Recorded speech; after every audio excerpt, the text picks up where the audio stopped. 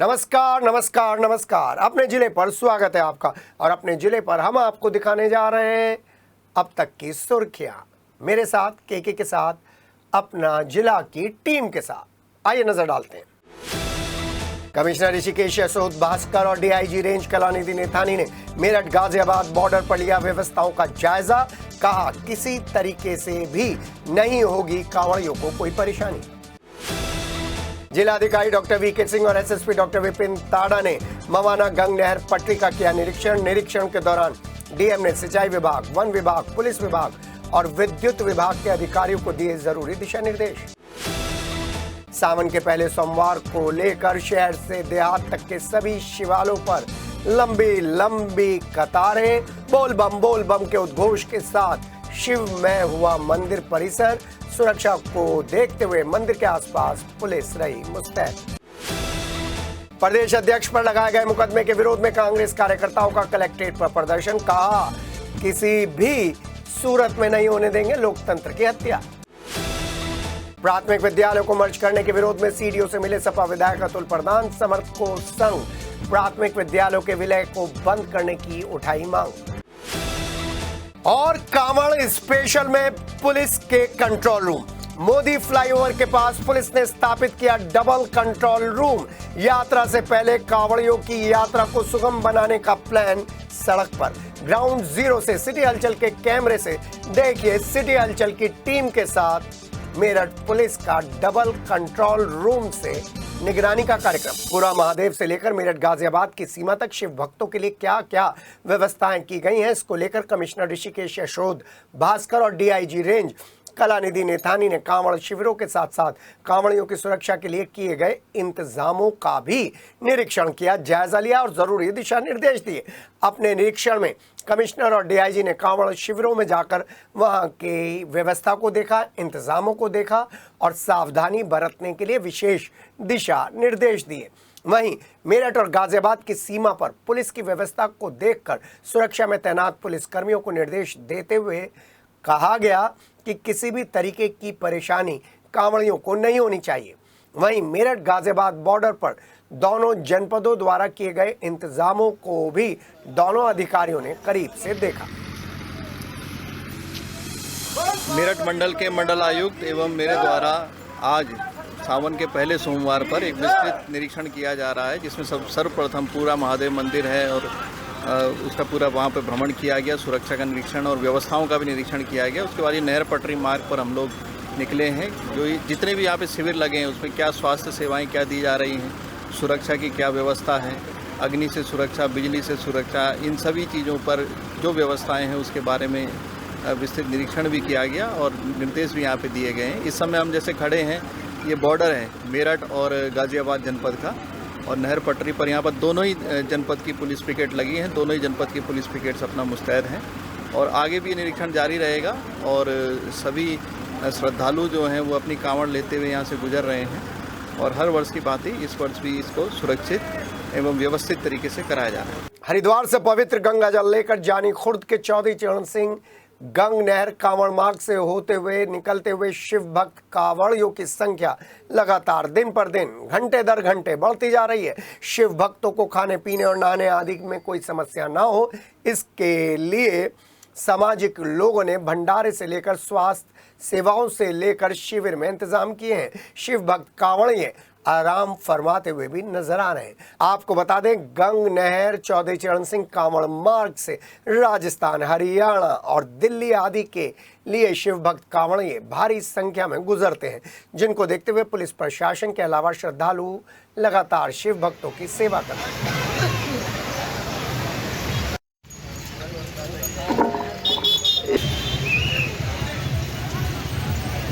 शिव भक्तों की सेवा के लिए सोमवार को जानी खुर्द के भोला झाल गंग नहर पर सिंचाई विभाग की तरफ से भंडारे का आयोजन किया गया। उद्घाटन मुख्य अतिथि सिंचाई विभाग के एक्सीएन ज्ञान प्रकाश श्रीवास्तव ने किया और शिवरात्रि का पर्व जैसे ही नजदीक आ रहा है वैसे ही कांवड़ियों की संख्या इस मार्ग पर बढ़ती जा रही है, जिसको देखते हुए श्रद्धालु कांवड़ियों की सेवा के लिए दोनों तरफ खड़े हुए मिलते हैं।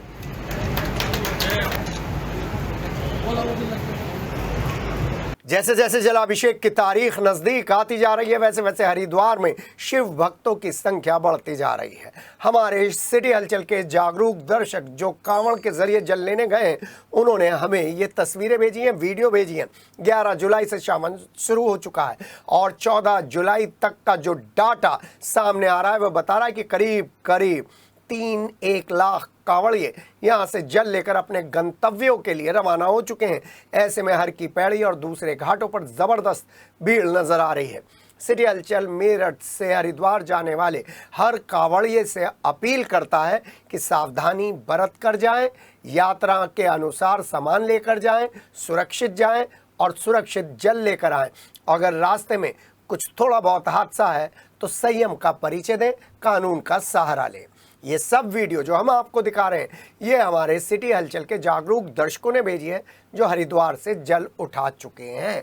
और धीरे धीरे अब नेशनल हाईवे पर कांवड़ मार्ग पर कांवड़ियों की जो संख्या बढ़ रही है, ऐसे में पुलिस और प्रशासन पूरे एहतियात के साथ व्यवस्थाएं संभालने की कोशिश में जुटे हुए हैं।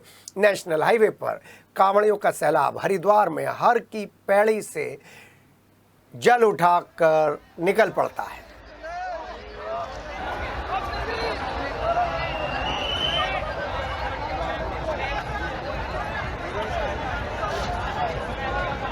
जिलाधिकारी डॉक्टर वीके सिंह और एसएसपी डॉक्टर विपिन ताड़ा द्वारा सोमवार को मवाना गंग नहर पटरी का निरीक्षण किया गया और डीएम डॉक्टर वीके सिंह ने सिंचाई विभाग, वन विभाग, पुलिस विभाग, विद्युत विभाग के अधिकारियों को निर्देश देते हुए कहा कि कांवड़ यात्रा शुरू हो चुकी है। 18 जुलाई से कांवड़ पटरी पर बड़ी संख्या में कांवड़िए आने शुरू हो जाएंगे। उससे पहले ही कांवड़ पटरी की सफाई पूरी हो जानी चाहिए और गंग नहर पटरी पर लाइटिंग की व्यवस्था दुरुस्त हो जानी चाहिए। जगह जगह गोताखोरों की तैनाती भी रहेगी। शिविर संचालक सुभाष गाबा ने डीएम को बताया कि उनके शिविर के पास खोखला पेड़ खड़ा है जो कभी भी हादसे का सबब बन सकता है, इसलिए उसे हटवा दिया जाए, जिस पर डीएम ने रेंजर खुशबू उपाध्याय को पेड़ कटवाने के निर्देश दिए। सजवा है जो कि बटावली से हमारे डिस्ट्रिक्ट में शाहजहाँपुर तक जो कांवड़िए जाएंगे, बताया गया कि 18 तारीख से यहाँ पे कांवड़िए जो है हमारी तादाद शुरू होते हैं। तो हमने अनूप शहर खंड जो है इरिगेशन डिपार्टमेंट के उनके दोनों ही साहब उपस्थित हैं, उनको निर्देश दिया है कि कल तक जो है हर हालत में नहर की पटरी की सफाई जो रह गई है उसको पूर्ण करा दें।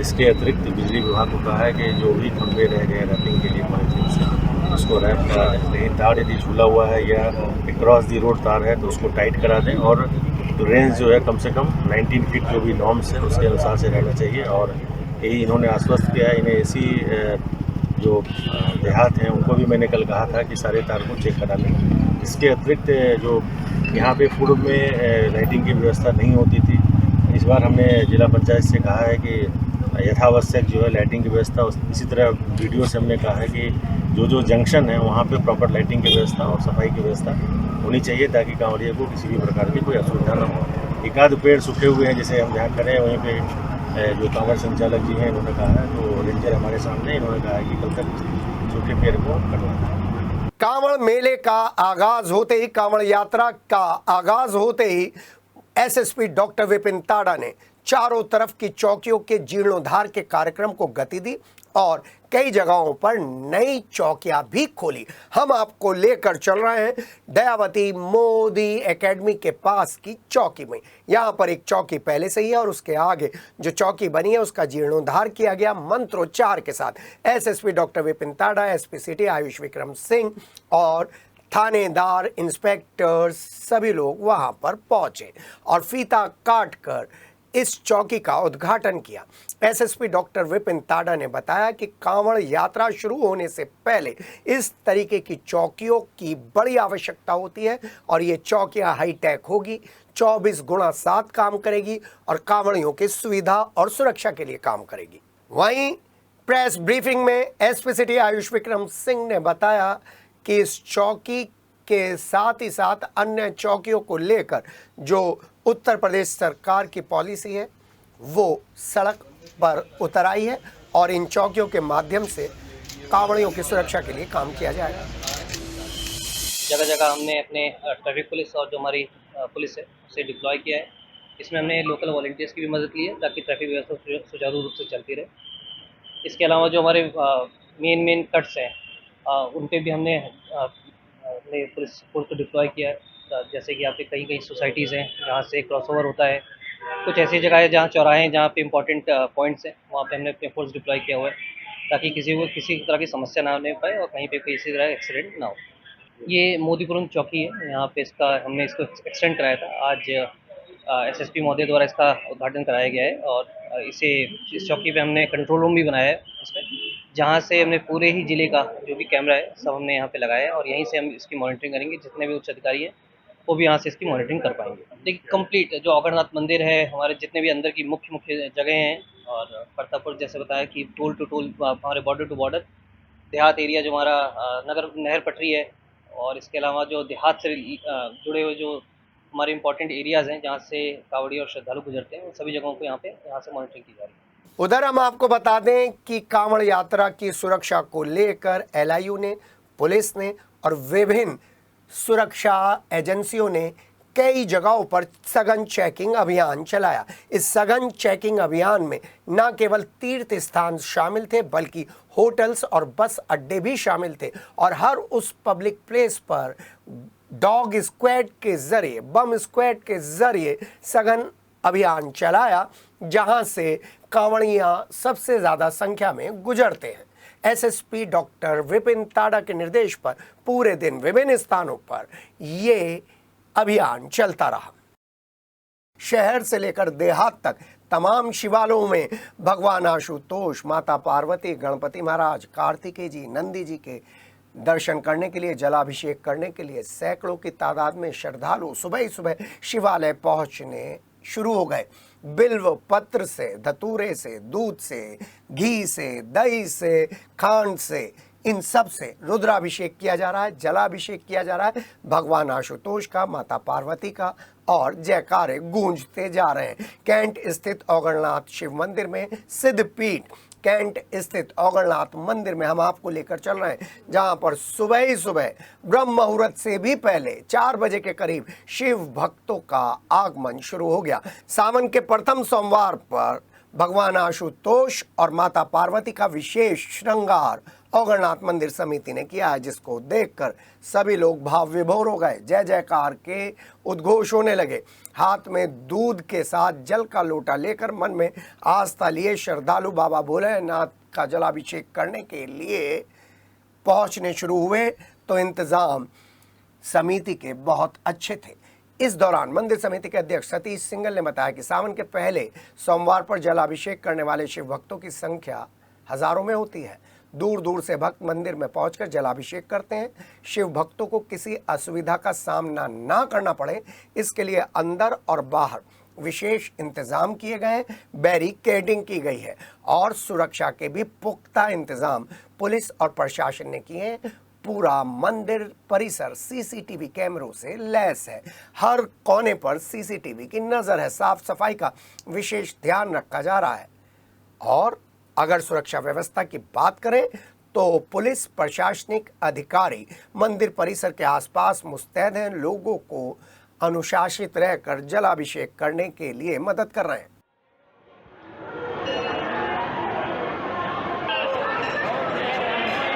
श्री शिव शक्ति रोटा रोड मंदिर पर भगवान शिव को जलाभिषेक करने वालों की लाइन लगी रही। वहीं पर मुख्य यजमान पंडित रविशंकर शर्मा ने वहां पर न केवल यज्ञ किया बल्कि पूरे समाज के लिए, राष्ट्र के लिए भी आहुतियां दी गई और शांति की कामना की गई। जलाभिषेक करने के बाद वहां पर भगवान को भंडारे का भोग लगाया गया, प्रसाद का भोग लगाया गया और भंडारा रूपी प्रसाद लोगों में वितरित किया, जो देर शाम तक चलता रहा। और इस अवसर पर मंदिर समिति के सभी लोगों ने सहयोग दिया।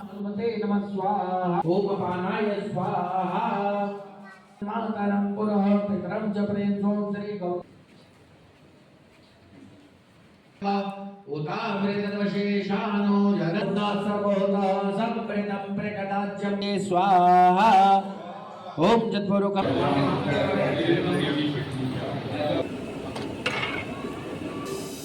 भोलेनाथ का प्रिय मास है सावन, और उसमें भी प्रथम सोमवार के देवता चंद्रमा के देवता भगवान शिव है और सोमवार को सोम चंद्रमा को कहते हैं। तो इसीलिए जो है भगवान शिव को विशेष प्रिय है सोमवार, और उसमें भी श्रावण का प्रथम सोमवार, क्योंकि चंद्रमा को भगवान शिव ने अपने मस्तक पे स्थान दिया है, इसीलिए सर्वश्रेष्ठ वार जो है सोमवार का है। सोमवार को सावन मास के प्रथम सोमवार के पावन अवसर पर श्री भगवान जगन्नाथ स्वामी जी मंदिर समिति ट्रस्ट द्वारा बिल्वेश्वर महादेव मंदिर में ट्रस्ट के अध्यक्ष पंडित गणेश दत्त शर्मा के नेतृत्व में और मुकुल अग्रवाल यजमान के सेवा भाव के चलते मंदिर परिसर में समस्त भक्तगणों को खीर का प्रसाद वितरित किया गया। ये पावन पर्व श्रद्धा और भक्ति भाव से मनाया जाए, ऐसी पूजा और अर्चना भी की गई। इस अवसर पर श्रद्धालुओं ने बड़ी संख्या में भाग लिया और भगवान जगन्नाथ की सेवा में सम्मिलित होकर पुण्य अर्जित किया और भगवान शंकर की भी पूजा अर्चना की। ट्रस्ट का उद्देश्य सदैव धार्मिक कार्यों को बढ़ावा देना है, सनातन हिंदू परंपराओं का सम्मान करना है और आम जनमानस की आस्था को सशक्त बनाना है। साथ ही ट्रस्ट निरंतर श्री भगवान जगन्नाथ मंदिर के विकास हेतु समर्पित भाव से कार्य करता रहेगा। उत्तर प्रदेश के कांग्रेस अध्यक्ष अजय राय पर लगे मुकदमे के विरोध में कांग्रेस कार्यकर्ताओं ने कलेक्ट्रेट पर धरना प्रदर्शन करते हुए विरोध दर्ज कराया। इस दौरान सभी कांग्रेसियों ने राज्यपाल को संबोधित करते हुए ज्ञापन डीएम कार्यालय में सौंपा।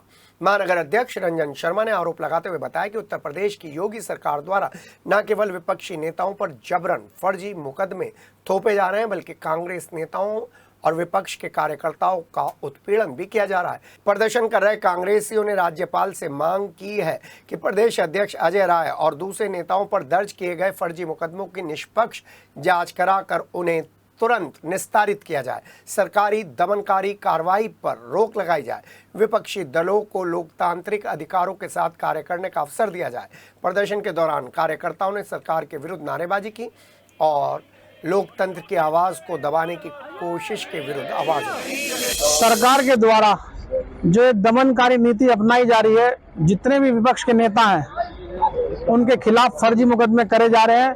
विशेषकर हमारी पार्टी के जो अध्यक्ष हैं और पदाधिकारी हैं और अन्य नेता हैं, उनके खिलाफ जो फर्जी मुकदमे लगाकर विपक्षी दलों को दबाने का काम कर रहे हैं और जनता के मुद्दे उठाने वाले नेताओं का जो नुकसान ये कर रहे हैं, इसके खिलाफ कांग्रेस जो है, जब तक ये सरकार अपने ये फर्जी मुकदमे वापस नहीं लेगी, कांग्रेस अपनी तरफ से बिल्कुल जो है सड़क पर रहेगी और इनके खिलाफ कार्य करती रहेगी। उत्तर प्रदेश कांग्रेस कमेटी के अध्यक्ष अजय राय पर जिस तरीके से बनारस के अंदर मुकदमा दर्ज होया है, आज पूरे उत्तर प्रदेश के अंदर कांग्रेस कार्यकर्ताओं में आक्रोश है और कांग्रेस का एक एक कार्यकर्ता सड़कों पर है। और जब तक हमारे नेता प्रदेश अध्यक्ष पर और कांग्रेस कार्यकर्ताओं पर सरकार मुकदमे दर्ज करेगी तो कांग्रेस पार्टी इसका विरोध करेगी। और जब तक ये मुकदमे वापस नहीं लेते, आप कितने ही मुकदमे लगा लो,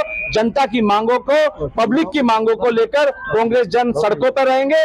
प्रदेश के करीब 5000 से ज्यादा प्राथमिक जूनियर विद्यालयों के विलय करने के निर्णय के विरोध में सोमवार को सरदना से सपा विधायक अतुल प्रधान अपने समर्थकों के साथ सीडीओ नूपुर गोयल से मिलने पहुंचे और उन्होंने उन्हें ज्ञापन सौंपते हुए शासन आदेश वापस लेने की मांग की। सपा विधायक अतुल प्रधान ने ज्ञापन के माध्यम से कहा कि प्रदेश सरकार तत्काल स्कूलों के विलय को रोके, इस निर्णय को रद्द करे और सभी विद्यालयों में पर्याप्त शिक्षक नियुक्त किए जाए। मिड डे मील से जुड़े कर्मचारियों की नौकरी की गारंटी सुनिश्चित की जाए। हम लोग सीडीओ के आए थे, इन्हीं के माध्यम से आदेश जारी हो रहा है। हम पूरी तरीके से समाजवादी पार्टी स्कूल बंदी के खिलाफ है। स्कूल बंदी जो मर्जर के नाम पर ये लोग कर रहे हैं, ये गरीब लोगों के हक की जो चीज़ है शिक्षा, जिसको सरकार ने संविधान में मान्यता दी है और वो हमारा मौलिक अधिकार है शिक्षा लेने का, उससे वंचित करने का काम ये सरकार कर रही है। एक तरफ सरकारी ठेकों की बयार आ रही है, हर गांव में, हर नुक्कड़ पर और शहरों में जगह जगह पर शराब के ठेके खोले जा रहे हैं। उसी जगह दूसरी जो सबसे महत्वपूर्ण विषय है शिक्षा का, उससे वंचित करने के लिए ये सरकार स्कूलों को बंद कर रही है, जिसका समाजवादी पार्टी और तमाम आम आदमी विरोध कर रहे हैं। दशकों से सफाई कर्मचारियों के साथ चली आ रही समस्या को लेकर नगर निगम सफाई कर्मचारी संघ के अध्यक्ष विनेश मनोटिया के साथ मिलकर जब प्रेस वार्ता करता है तो नजर आता है कि कुछ ना कुछ इन सफाई कर्मचारियों को लेकर जो सरकार ने नीतियां बनाई हैं उन पर नगर निगम काम कर रहा है। इस दौरान उन्होंने बताया कि लोकल स्तर के तहत नगर आयुक्त सौरभ गंगवार द्वारा जो बातें मानी गई हैं वो काबिले तारीफ है और हम उनका अभिवादन करते हैं। 3 मांगे शासन स्तर को भेजी गई थी जिनके जल्द ही पूरा होने की उम्मीद सौरभ गंगवार नगर आयुक्त मेरठ ने जताई है। उन्होंने कहा कि उनकी 3 मांगे प्रमुख हैं जिनमें ठेका प्रथा समाप्त करना, 367 रिक्त पदों पर परमानेंट नियुक्ति करना और जो कर्मचारी पिछले 25 सालों से कार्य कर रहे हैं उन्हें परमानेंट कर दिया जाना चाहिए, ये भी मांग शामिल है। परिवार वालों में से किसी एक को उसकी शिक्षा के हिसाब से नियुक्ति दी जाए जो रिटायर हो गए या जो मृत आश्रित है। नगर आयुक्त से वार्ता के दौरान कर्मचारी के सेवानिवृत्त होने वाले दिन ही सभी का भुगतान करने की बात भी उठाई गई है। 35 वर्ष पहले भर्ती हुई, तब से यहाँ कोई शासन आदेश ऐसा नहीं आया कि मेरठ में भर्ती की जाए। और जो हमारे कर्मचारी लगे हुए हैं आउटसोर्स वाले, ये 40-40 साल पुराने हैं। हमारी मांग है सीनियरिटी के हिसाब से इनको परमानेंट किया जाए और मानक के हिसाब से नई भर्ती की जाए। कर्मचारी 9,000 होने चाहिए, मात्र 3,000 है, तो 6,000 लगभग कर्मचारी हो जाने चाहिए। और जो लोग हमारे 30 और 35 साल से हैं उनको भी प्रमोशन दिया जाए। इसके उपरांत हमारा खसरा नंबर 2104 भूमि है, वो वाल्मीकि समाज की भूमि है जो नगर निगम ने कब्जा ली है। उस भूमि को जांच करके हमें दी जाए। और जो शासन को भेजी गई हैं, हमने 4 मांगे शासन को भेजी हैं माननीय प्रमुख सचिव साहब के लिए कि सफाई में ठेका नहीं चलेगा। ठेका टेम्परेरी व्यवस्था होती है और सफाई हमेशा स्थायी रूप से होती है। Saint Joseph inter college Meerut cantt Subroto cup football प्रतियोगिता अंडर 15 बालक वर्ग में राज्य स्तरीय प्रतियोगिता में भाग लेने के लिए जौनपुर रवाना हो गया है। जौनपुर रवाना होने से पहले विद्यालय के प्रबंधक फादर लॉरेंस टार्सिस और प्रधानाचार्य जितेंद्र कुमार ने खिलाड़ियों का सम्मान किया, उन्हें फूल मालाएं पहनाकर रवाना किया और कहा कि हमारी टीम पूरे मेरठ मंडल का प्रतिनिधित्व कर रही है और बच्चों को शुभकामनाएं, खिलाड़ियों को शुभकामनाएं दी। खेल के शिक्षक मोहम्मद शाहरुख ने बताया कि मंडलीय सुब्रतो मुखर्जी फुटबॉल प्रतियोगिता का बुलंदशहर बीबी नगर में आयोजन हुआ। इसमें saint Joseph inter college Meerut cantt की टीम ने प्रथम स्थान प्राप्त किया था। अब टीम 16 से 17 जुलाई तक जौनपुर में प्रदेश स्तरीय प्रतियोगिता में हिस्सा लेगी। पिछली बार भी टीम प्रदेश स्तरीय प्रतियोगिता में 4थे स्थान पर रही थी। और इस बार हमारे स्कूल के कुछ बच्चे सुब्रतो प्रतियोगिता फुटबॉल कप खेलने के लिए यहाँ से ये बनारस के पास जौनपुर है वहाँ जा रहे हैं। और इन बच्चों के लिए हम हमारे विद्यालय की ओर से शुभकामनाएं देते हैं। हमारा तो यही कहना है कि जीते हारे उसकी चिंता ना करें, आप पूरे मन लगाकर खेलें, प्रतियोगिता में सहभागिता लें। जीतेंगे तो तब भी मुबारक, हारेंगे तो तब भी मुबारक, क्योंकि ये बहुत बड़ी प्रतियोगिता में बच्चे सहभागिता ले रहे हैं। हम इनके लिए शुभकामनाएं देते हैं। आज हमारे विद्यालय की team Subroto cup football tournament राज्य स्तरीय खेलने के लिए जौनपुर जा रही है, जो कि पूरे मेरठ मंडल का प्रतिनिधित्व करेगी। हमारा तो इस टीम को आज हमने फूल माला पहना करके रवाना किया है और शुभकामनाएं हैं विद्यालय की ओर से कि हमारी टीम जीत करके आए। ये पिछले वर्ष भी हमारी टीम राज्य स्तर पर खेलने गई थी, परंतु उसमें हम 4थे नंबर पर रहे थे। इस बार हमें आशा है कि हम प्रथम स्थान प्राप्त करेंगे। इसलिए सभी बच्चों को विद्यालय परिवार की ओर से, विद्यालय प्रबंधक और सभी स्टाफ की ओर से बहुत बहुत शुभकामनाएं दे रहे हैं हम कि हमारी टीम जीत करके आएगी। हापुड़ जनपद के धौलाना तहसील में डीएम के उत्पीड़न से तंग आकर लेखपाल ने जहरीला पदार्थ खा लिया था, जिसके विरोध में उत्तर प्रदेश लेखपाल संघ के आह्वान पर पूरे प्रदेश में हड़ताल की गई। इसी क्रम में सोमवार को मवाना तहसील में उत्तर प्रदेश लेखपाल संघ की कार्यकारिणी द्वारा धरना प्रदर्शन किया गया और कहा गया कि हापुड़ के डीएम लेखपाल सुभाष मीणा पर लगातार अत्याचार कर रहे थे, जिसकी वजह से लेखपाल ने ये घातक कदम उठाया था और इसी के विरोध में पूरे प्रदेश में आज के दिन हड़ताल की गई है। जनपद हापुड़ में की धोलाना तहसील में कार्यरत लेखपाल सुभाष मीणा जी डीएम साहब द्वारा उत्पीड़नात्मक कार्रवाई के कारण उन्होंने विषाक्त जहर पी के आत्महत्या कर ली। उसी के विरोध में उन्हें श्रद्धांजलि के लिए हम यहाँ सभी एकत्रित हुए हैं और उत्पीड़न का हम पुरजोर विरोध करते हैं। ब्रह्मपुरी थाना क्षेत्र के माधवपुर में रहने वाली गुलनाज नाम की महिला एसएसपी कार्यालय ऑफिस पहुंची और जन सुनवाई कर रहे अधिकारी को मिलकर उसने बताया कि 2024 में उसका निकाह कोतवाली थाना क्षेत्र के मुर्गी फार्म के पास रहने वाले सूफियान नाम के युवक से हुआ था। निकाह के बाद से ही उसका पति और ससुराल वाले दहेज की मांग लेकर उत्पीड़न करते आ रहे हैं। 10 जुलाई को उसके पति और ससुरालियों ने उसके साथ मारपीट कर उसे घर से निकाल दिया, जिसकी वजह से उसका गर्भपात हो गया। पीड़िता की बात सुनने के बाद जन सुनवाई कर रहे अधिकारी ने मामले की जांच कर उचित कार्रवाई करने का आश्वासन दिया। 50,000 रुपये गाड़ी मांगते थे वो कि गाड़ी और 50,000 रुपये लाओ और मुझे मारपीट करके पेट में लात घूस बजा के मुझे निकाल दिया घर से। मैं जिस हालत में थी मैं अपने घर आई और मेरे बेटा पैदा हुआ मरा हुआ। मैं ऐसी पिटी हुई हालत में थी। सरदना थाना क्षेत्र तांत्रिकों का और उन लोगों का आश्रय स्थल बन गया है जो कानून को ठेंगे पर रखते हैं। सरदना थाना क्षेत्र में किशोर की कुकर्म करने के बाद हत्या कर दी गई और पता चला कि असद नाम का तांत्रिक है। वो तांत्रिक पहले भी 2 लोगों को मौत के घाट उतार चुका है और असद को पुलिस पहले ही मुठभेड़ के बाद जेल भेज चुकी है, ये हम आपको बता चुके हैं। इसी मामले में पुलिस ने जब तफ्तीश आगे बढ़ाई तो असद के परिजनों का रोल भी इसमें सामने आया और साजिश में शामिल बताए जा रहे हैं। जिन आरोपियों को पुलिस ने गिरफ्तार किया है उनमें असद के पिता इकरामुद्दीन, असद का भाई आसिफ, आरिफ, जुबैर और रिहान भी शामिल हैं।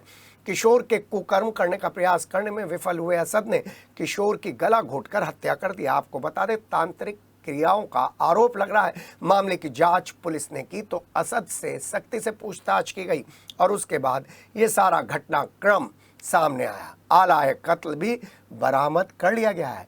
पुलिस के मुताबिक कस्टडी में ही असद ने पुलिस पर फायरिंग की और भागने का प्रयास किया। जवाबी फायरिंग में दोनों पैरों में गोली मार दी पुलिस ने असद के। उत्तर प्रदेश के जल शक्ति राज्य मंत्री दिनेश खटीक को हार्ट अटैक आने के बाद आनंद अस्पताल में भर्ती कराया गया है, जहां एंजियोग्राफी कर उनके हार्ट की एक बंद नस को खोल दिया गया है। उनका इलाज कर रही डॉक्टर ममतेश गुप्ता ने बताया कि 2019 में उनकी एंजियोप्लास्टी हो चुकी थी। अचानक उनके दिल में दर्द उठने के बाद उनको तुरंत अस्पताल में भर्ती कराया गया। सही समय पर इलाज मिलने की वजह से उनकी हालत कंट्रोल की जा सकी। ये भी पता चला है कि उनकी हार्ट की जो नस बंद हुई है उसी की एंजियोप्लास्टी की गई है।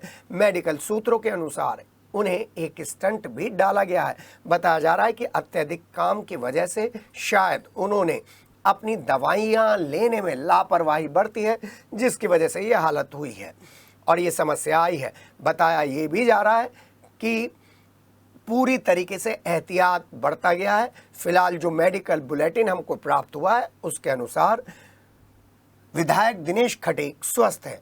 पारिवारिक सदस्यों ने सभी शुभचिंतकों से और मित्रों से अपील की है कि सभी लोग घर से बैठकर मोबाइल पर शुभकामनाएं दे सकते हैं। इस समय मेडिकल एडवाइस के तहत दिनेश खटीक जी को सख्त आराम की ज़रूरत है और मिलने वालों से इन्फेक्शन लग सकता है। आपकी शुभकामनाओं के लिए धन्यवाद, ऐसा परिवार सूत्रों ने कहा है। परीक्षितगढ़ में पूठी दरवाजे के रहने वाले 40 वर्षीय धीरज ने गृह क्लेश के चलते कमरे के पंखे के कुंडे में फंदा डालकर फांसी लगा ली और आत्महत्या कर ली। घटना के बाद परिवार में कोहराम मच गया। घटना की जानकारी मिलने के बाद मौके पर पहुंची पुलिस ने धीरज के शव को पंखे से उतारा और पोस्टमार्टम के लिए भिजवा दिया। घटना की वजह से परिवार के लोगों का रो रो कर बुरा हाल है। बताया जा रहा है परीक्षितगढ़ नगर के पूठी दरवाजे के रहने वाले मृतक धीरज पिछले काफी समय से डिप्रेशन में थे। मृतक की पत्नी पिंकी अपने बच्चों को लेकर मायके बुलंदशहर चली गई थी। अगर आप दौराला थाना क्षेत्र में जा रहे हैं तो थोड़ा सा सावधान होकर चलिए, क्योंकि इस समय दुर्घटना संभावित क्षेत्र बन चुका है दौराला थाना क्षेत्र, दिल्ली देहरादून हाईवे। हम यहीं पर आपको बता रहे हैं कि देर रात सकौती के सामने बुलेरो मैक्स और बुलेरो पिकअप की सामने सामने की जबरदस्त टक्कर हो गई और बुलेरो मैक्स में बैठी शाहदरा की रहने वाली 65 वर्षीय महिला ज्ञानवती, रिया, शिवानी और पायल गंभीर रूप से घायल हो गए, जिन्हें दौराला से टोला एम्बुलेंस की मदद से सरकारी अस्पताल में भर्ती करा दिया गया है। एक्सीडेंट में घायल हुए लोग हरिद्वार से गंगा जल लेने के लिए जा रहे थे। इसी दौरान सकौती के पास यह हादसा हो गया। कंकड़खेड़ा सरदाना रोड पर भारतीय किसान यूनियन चरणी संगठन के राष्ट्रीय अध्यक्ष गुरनाम सिंह पहुंचे और जिला उपाध्यक्ष राहुल मुखिया और संगठन के दूसरे कार्यकर्ताओं के साथ मिलकर हरियाणा कुरुक्षेत्र से लौटते वक्त उन्होंने सरकार की नीतियों के ऊपर हमला किया। जब वो मेरठ पहुंचे तो उनका माला पहनाकर जबरदस्त स्वागत भी किया गया। संगठन के कार्यकर्ताओं से उन्होंने आह्वान किया कि गांव-गांव जाएं, लोगों को संगठन से जोड़ें और सरकारी योजनाएं अगर नहीं मिल रही हैं तो उन्हें तुरंत बताएं। और चलिए अब हम आपको लेकर चल रहे हैं ग्राउंड जीरो पर। आपको दिखा रहे हैं ट्रैफिक मैनेजमेंट जो पुलिस और प्रशासन ने किया है, यानी कि ट्रैफिक मैनेजमेंट के वो प्लान्स जो पुलिस और प्रशासन ने मोदीपुरम फ्लाईओवर के पास डबल कंट्रोल रूम स्थापित कर किए हैं। शहर और कांवड़ मार्ग के ट्रैफिक को कंट्रोल करने के लिए जो प्लान बनाया गया है उसका असर, उसका प्रभाव भी यहाँ पर नजर आ रहा है। और यदि आप घर से बाहर निकल रहे हैं तो ट्रैफिक नियमों का पालन करिए। निकलने से पहले रूट डाइवर्जन प्लान के बारे में जान लीजिए और विशेषकर तब जब आप मोदीपुरम, दौराला और कांवड़ मार्ग पर निकलने जा रहे हैं। इस मोदीपुरम फ्लाईओवर के नीचे जो डबल कंट्रोल रूम बनाया है उसी के आसपास है खोया पाया केंद्र, और खोया पाया केंद्र से लेकर ट्रैफिक कंट्रोल रूम की डबल एंट्री और पूरा सिस्टम आपके सामने है। और इस पूरे सिस्टम को एडीजी जोन, आईजी रेंज और एसएसपी मेरठ की टीम के प्रयास के कारण धरातल पर उतर पाए हैं।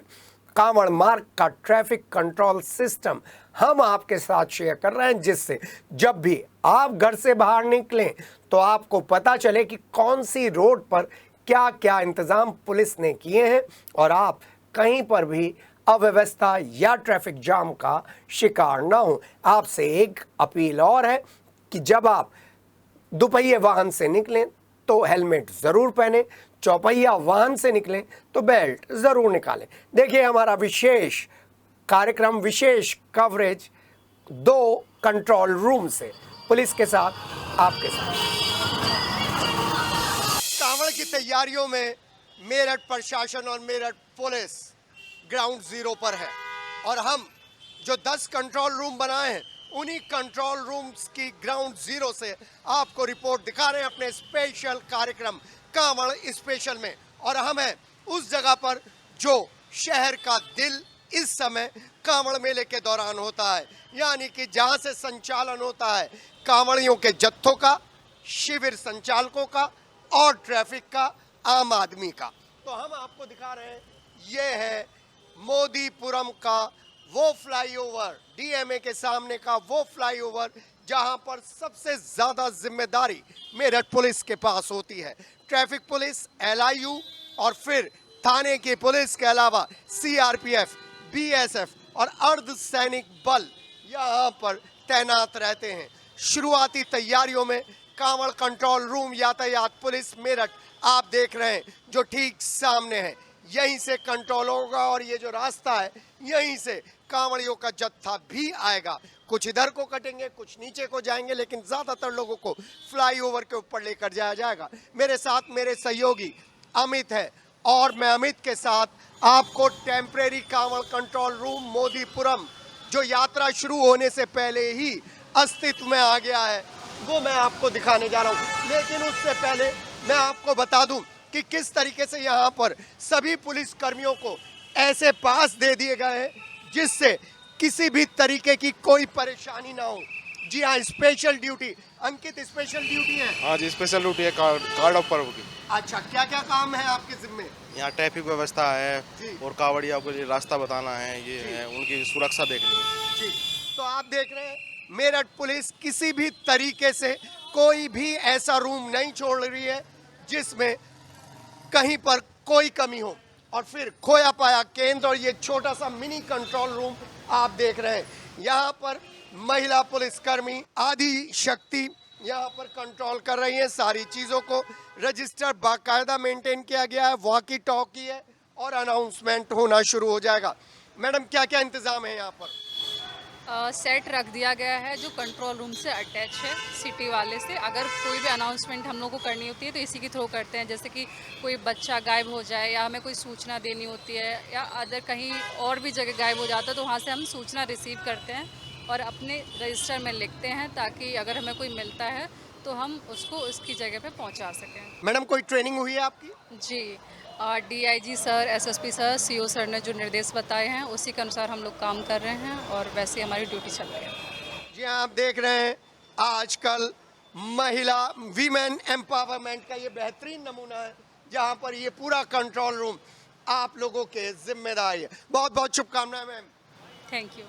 जी हाँ, यहाँ पर अब मैं आपको दिखाऊंगा, सामने तैयारी हो रही है एक ऐसे कंट्रोल रूम की, एक ऐसे पुलिस चौकी की जो रेनोवेट हुआ है।